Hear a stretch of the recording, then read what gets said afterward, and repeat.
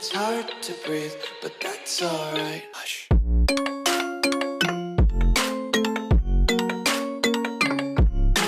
Hey, what's up everyone? My name is Ed Maximilian. I'm back with another motorcycle video.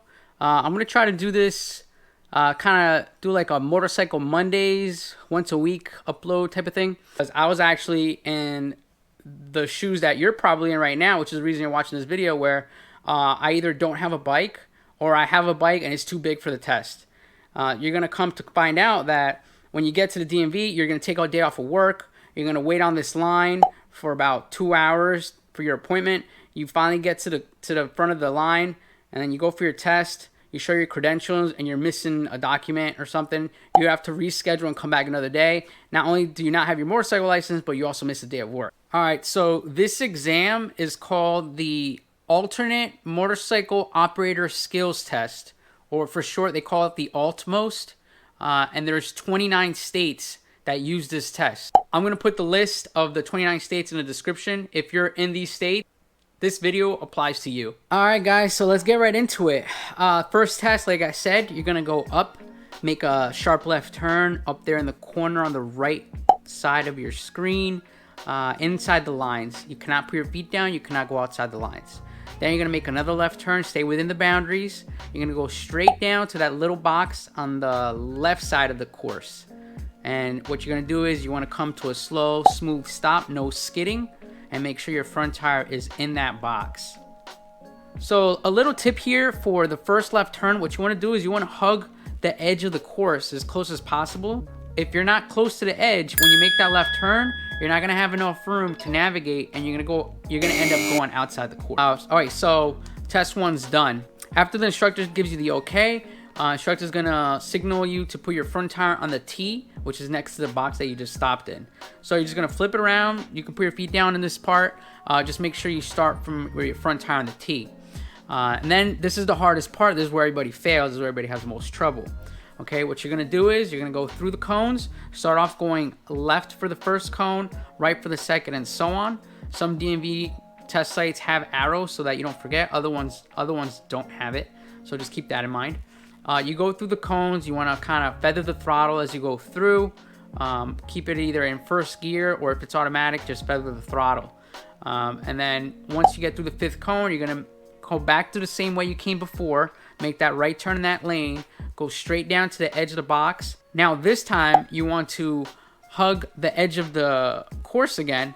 And now you're going to make a U-turn. And you don't need blinkers or signals, but you do want to stay inside the boundary lines. Now the U-turn box, you're going to notice little hash marks in the middle. Ignore those hash marks. That's for your third and fourth tests. The ones you want to worry about is the hash marks that are vertical in the course, the way you're looking at it in the video. And then parallel to that, you have a solid line. All right. Some instructors tell you cannot cross the dotted lines. Other instructors tell you you can go up to the solid line. Before you start this test, you want to make sure you ask and say, hey, can I pass the dotted lines? Can I go past the dotted lines, or do I have to stay within the dotted lines? You have to make sure you know that going ahead of time, because they do take a lot of points off. All right, so let me give you a little sneak peek of what happens if you take your own bike. Here we have my cousin. He's got some miles under his belt. He's going to attempt a 5-cone zigzag. All right. Here he goes to the first cone, the second cone, and then boom, foot down. That's already half your points are gone. Boom, foot down again, more points. And so on and so forth. He's trying to keep the bike upright, going really, really slow, while also managing the clutch and the gas at the same time, and doing a zigzag. That's really, really hard to do. You could probably do this going maybe 25 miles an hour, but the fact that you start from a stop makes it really difficult. Okay, and here's a sneak peek of what happens on the second part of the second test, which is the U-turn. All right, you're going to come down after you make that right turn. You're going to come down towards the edge of the course. Then you're going to lean in to make that right turn, and there's just not enough room, and you can't lean hard enough going that slow without putting your feet down. If you put your feet down, that's already the other half of your points, and you fail the test. You see why you need a scooter?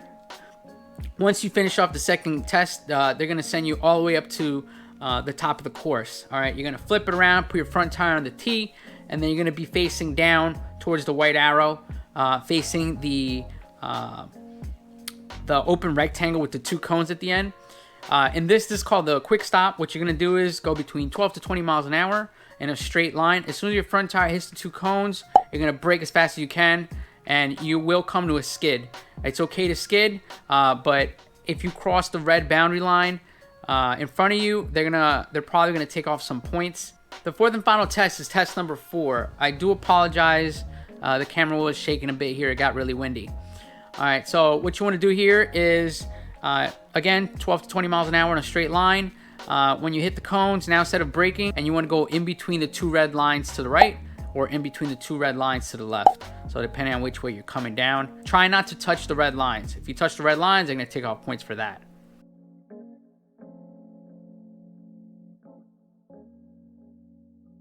Okay, so that's the entire test. Like I said, we've been doing this for years. Feel free to reach out if you need some help, or if you have any questions, I'm happy to help. The link to the website is down in the description below, and I'll be more than happy to help, okay?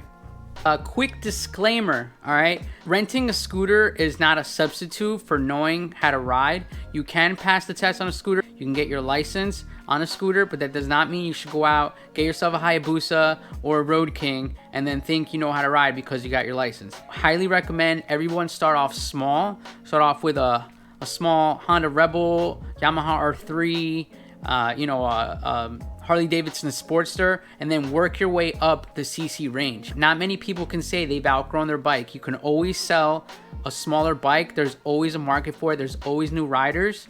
So you get yourself a small bike, use it for about a year or 6 months, however long it takes you to feel comfortable, and then you sell it to the next new rider, and then you get yourself something bigger. So please keep that in mind. Don't make it hard on yourself. Just do it right the first time. Do it the easy way. Get it over with. Never have to go back to DMV again. Thank you for watching. I'll see you in the next video.